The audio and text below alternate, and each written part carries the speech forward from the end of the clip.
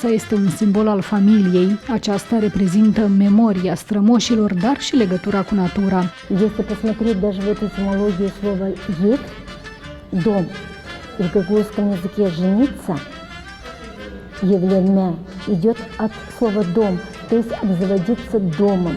Pe timpuri, o casă tradițională găgăuză era o clădire dreptunghiulară cu o lățime de cel mult 4 metri, incluzând un element obligatoriu, terasa. La punerea temeliei casei era amenajată o masă pentru pâine. Casele erau construite cu ferestre orientate spre sud sau est. В конце также 19-го, начале 20 века дома были вот такого вот типа, как у нас представлено на изображении. Комната служила спальней для всех, а в коридоре была расположена кухня.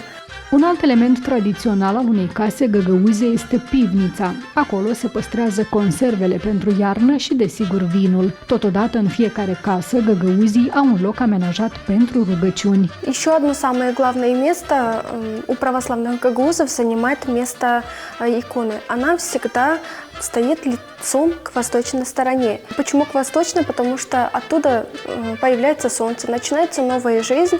Găgăuzii au păstrat mai multe elemente ale locuinței până în ziua de astăzi. Printre acestea se regăsește sofra, o măsuță rotundă mică, dar și susac, un vas din dovleac sec cu formă deosebită.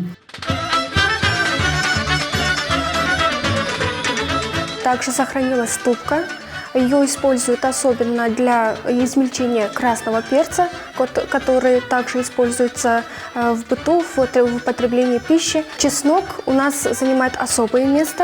Даже в свадебных обрядах его используют как элемент, чтобы семья, которая создается, всегда была дружная и сплоченная, как чеснок.